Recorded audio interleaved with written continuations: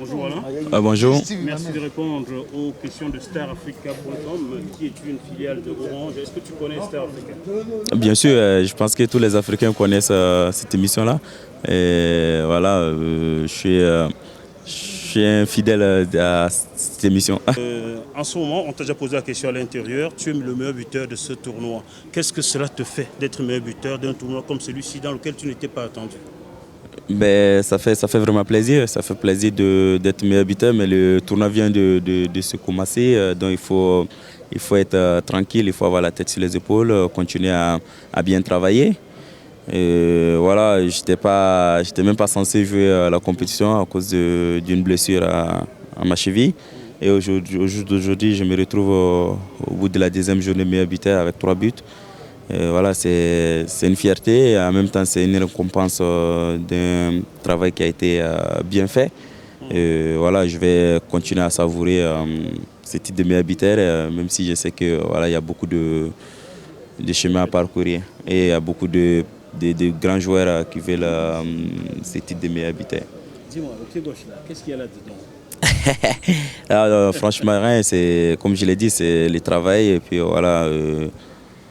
Il faut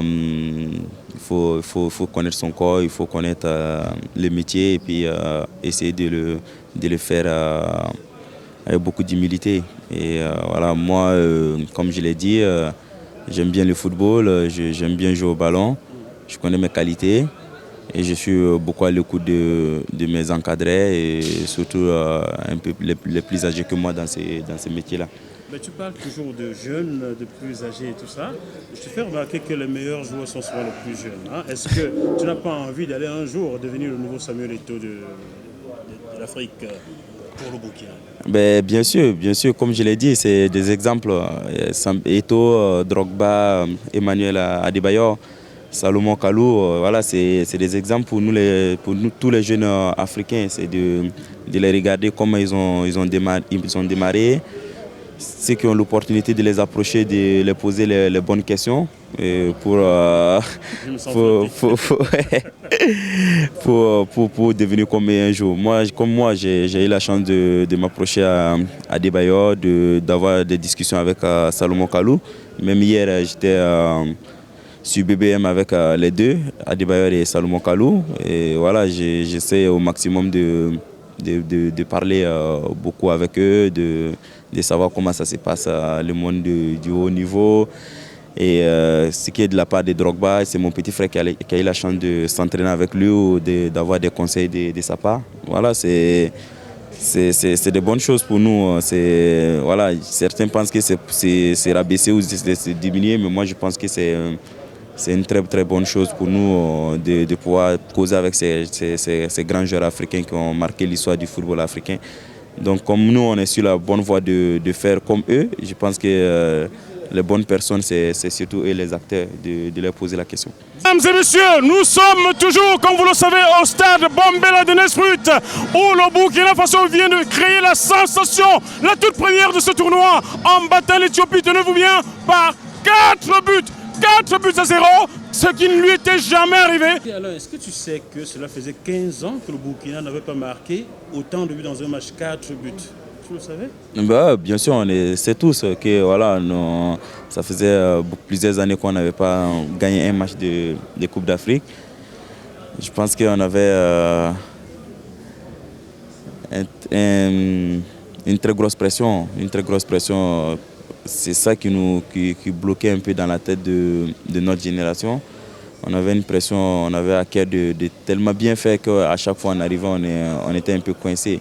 Maintenant, je pense qu'avec le match nul obtenu contre le Nigeria, à la dernière minute, nous a un peu libérés. Nous a permis de prendre conscience qu'on pouvait rivaliser avec les grandes nations du football africain. Et contre l'Éthiopie, voilà, on a eu du mal à démarrer le match, mais on savait à tout prix qu'on était beaucoup plus fort qu'eux et que, voilà, qu'on pouvait saisir notre chance lors de ces matchs-là. Alors, je vais te faire remarquer que jusqu'ici, vous avez joué contre de bonnes équipes, mais qui n'étaient pas très techniques et très rapides. Vous allez croiser la Zambie qui ont des joueurs de petite taille ou de taille moyenne et qui vont très vite, qui manipulent rapidement le ballon. Est-ce que vous en êtes conscient que vous allez souffrir un peu plus que lors des 2 premiers matchs? Déjà, quand tu joues contre les champions d'Afrique, il faut s'attendre à tout. Hein. Voilà, c'est des champions d'Afrique en titre, on ne devient pas champion par hasard. Donc on s'attend à tout, on s'attend à tout. Et nous aussi, on sait que voilà, depuis le début de la compétition, on n'a pas encore montré notre meilleur visage. Tous nos joueurs ne sont pas au top, comme le coach il a dit. Par exemple, moi je reviens d'une blessure. C'était mon premier match plein depuis le 19 décembre. Donc voilà, on sait toujours que ce n'est pas évident de rentrer dans un match aussi capital étant diminué. Mais voilà, quand on va être tous à 100% et nous aussi on a des qualités à se faire valoir. La bosse qui m'envoie te voir se prénomme Corinne. Elle souhaiterait que je vienne à Lorient te voir pour Star Africa. Est-ce que tu peux regarder la promesse à Corinne en prononçant son nom que j'irai bientôt à Lorient te voir pour le compte de Star Africa? Corinne, c'est promis, il viendra me voir à Lorient pour Star Africa très très bientôt. Merci. Merci beaucoup alors. Merci. Ok.